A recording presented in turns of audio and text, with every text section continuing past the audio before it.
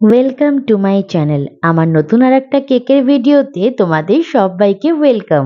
জানো তো, প্রত্যেক কটা কেকের ডেকোরেশনের সাথে, প্রত্যেক কটা কেকের অর্ডারের সাথে কোনো না কোনো ছোট্টখাট্ট দুষ্টু মিষ্টি গল্প লুকিয়েই থাকে। এই কেকটা ব্যতিক্রম কিছু হয়নি। ছোট্ট একটা স্টোরি তোমাদের সাথে আজকে শেয়ার করব, তার সাথে শেয়ার করব সিম্পল একটা চকলেট কেকের অ্যানিভার্সারি থিম কেকের ডেকোরেশন।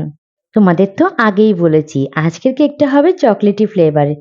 তাই আমি কেকের বেসটাও বানিয়েছি চকলেটি ফ্লেভারের, আর ভেতরে ক্রিমটা ফিল করছি সেটাও চকলেট গানাশ আর ক্রিমটাকে অ্যাড করে। যারা যারা ছটফট করছো মিষ্টি দুষ্টু গল্পটা শোনার জন্য, একটু ওয়েট করে যাও। একটু কেকের কথা না বললে কেক বাবুজি আবার রাগ করবে। কেকটা ছিল 1 পাউন্ডের, মানে অর্ডার করা হয়েছিল আমাকে 1 পাউন্ডের কেক। কিন্তু কেকটা লাস্ট অব্দি কোথায় গিয়ে দাঁড়িয়েছে সেটাও তোমাদের সাথে ভিডিও শেষে শেয়ার করে দেব। অনেকেই আছে যারা তর্ক বিতর্ক করো একটু, দিদি দোকানের দামটা এত কম, তোমাদের কাছে দামটা এত বেশি কেন?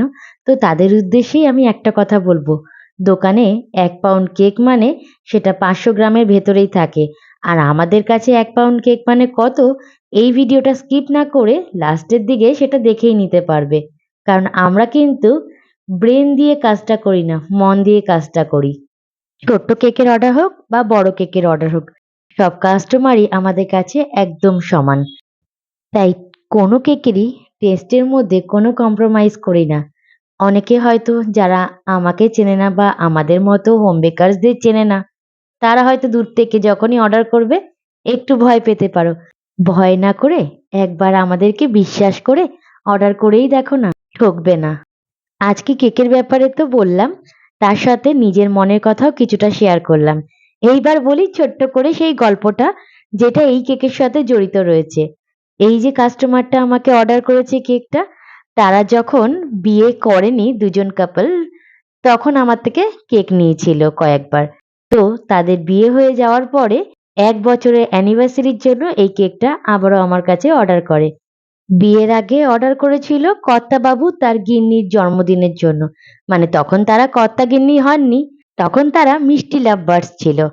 এখনো মিষ্টি লাভবার্ডস রয়েছে, বাট এখন কিন্তু কর্তা গিন্নি হয়ে গেছে। আর এই অ্যানিভার্সারি কেকটা অর্ডার করেছিল গিন্নি তাদের প্রথম অ্যানিভার্সারির জন্য। তো আমি এই অর্ডারটা পেয়ে সত্যিই খুব খুশি হয়েছিলাম। যখনই কোনো কাস্টমার কেকের অর্ডার রিপিট করে, মনে মনে আমার লাড্ডু ফুটতে থাকে। কেকটা কি ডেকোরেশন করব না করব এই নিয়ে অনেক কথাবার্তা হওয়ার পরে ফাইনালি আমার উপরেই ছেড়ে দেয় গিন্নি, যে তুমি তোমার মতো করেই কেকটা ডেকোরেশন করো। আর আমি যতটা পেরেছি আমার মনের মতো করে কেকটাকে রেডি করেছি। তবে হ্যাঁ, তার আবদার একটাই ছিল, কেকটা হবে চকলেটি ফ্লেভারের, কেকের ওপরের ডেকোরেশনটা হবে লাইট কালারের মধ্যে। হোয়াইট হলে তো কোনো কথা নেই, আর হোয়াইটের ওপরে ইউনিক কিছু ডেকোরেশন করতে হবে। আমি ডেকোরেশন চেষ্টা করেছিলাম একটু ইউনিক ভাবে কিছু করার, তবে একরকম ভাবে তৈরি করতে গিয়ে আর এক রকম ভাবে তৈরি হয়ে গেছে। কেকটা ফাইনাল কোটিং করার পরে এই রকম আমি স্ক্র্যাপার দিয়ে একটা ডেকোরেশন করতে চেয়েছিলাম, পরে দেখলাম সেটা আমার চোখে ভালো লাগছিল না, আবার সেটাকে সমান করে দিলাম। এই রকম ভাবে যে কতবার স্ক্র্যাপার দিয়ে অন্যরকম ডিজাইন করি, আবার সেটাকে প্লেন করি, সেটা তো তোমরা ক্যামেরার মধ্যে দেখতেই পাচ্ছ।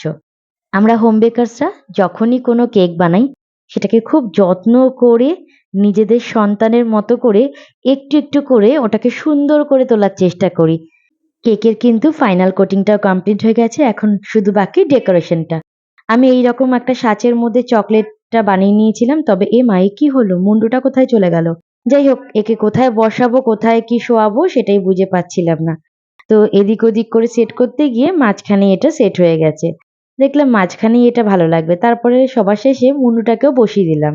ভাবো তো তোমরা, এই কাপেল সেটটার মধ্যে যদি কাপেলের মুন্ডুটাই কোথায় হারিয়ে যেত, তাহলে কেমন দেখতে লাগতো? যাই হোক, ঠাকুরের ইচ্ছায় মুন্ডু তো পেয়ে গেছি, মুন্ডু আমি অপারেশন করে লাগিয়েও দিয়েছি।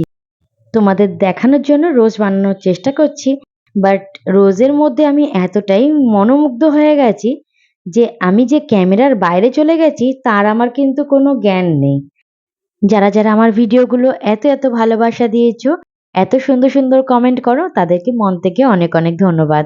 যারা ভিডিও দেখে চলে যাও অথচ লাইক সাবস্ক্রাইব কমেন্ট করো না, তাদের কাছে রিকোয়েস্ট করব অবশ্যই আমার চ্যানেলটাকে সাবস্ক্রাইব করে যাও, পাশে থাকা বেল আইকনটাকেও প্রেস করে দাও, যাতে আমি নতুন কোনো ভিডিও আপলোড করলে সবার আগে নোটিফিকেশনটা তোমাদের ফোনেই নক করবে। আর ভিডিও শেষে কমেন্ট করে জানাতে ভুলে যেও না কেকের ডেকোরেশনটা তোমাদের কতটা মন কেড়ে নিল। আর যারা এই ভিডিওটা ফেসবুকে দেখবে প্লিজ আমার পেজটাকে ফলো করে দিয়ে আমার সঙ্গে থেকো।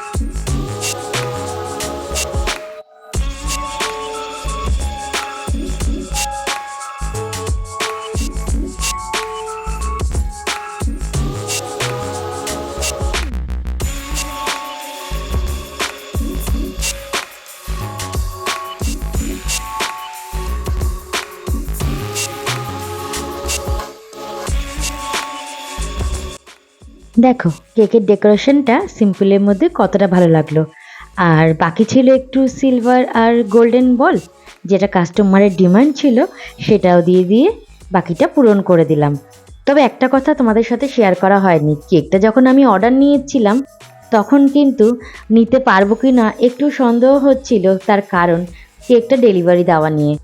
তবে সব কিছু ঠিকঠাক হওয়ার পরে এটাই ঠিক হলো, তারা কিছুটা এগিয়ে আসবে, আমাদের এখান থেকে কিছুটা এগিয়ে যাবে, দিয়ে কেকটা ডেলিভারি করাটা কমপ্লিট হবে।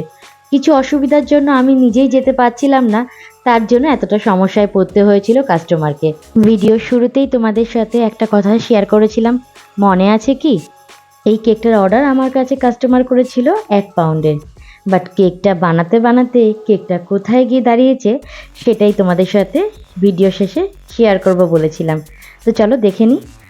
তো এই আমি প্রথমে একটা প্লেন বোর্ডকে নিয়ে আগে ওয়েট মেশিনে বসিয়ে সেটা মাইনাস করে নিচ্ছি। একটা বোর্ড এক এক রকমভাবে দেখায়, 71, 72, 73, যাই হোক আমি এটা মাইনাস করে নিলাম।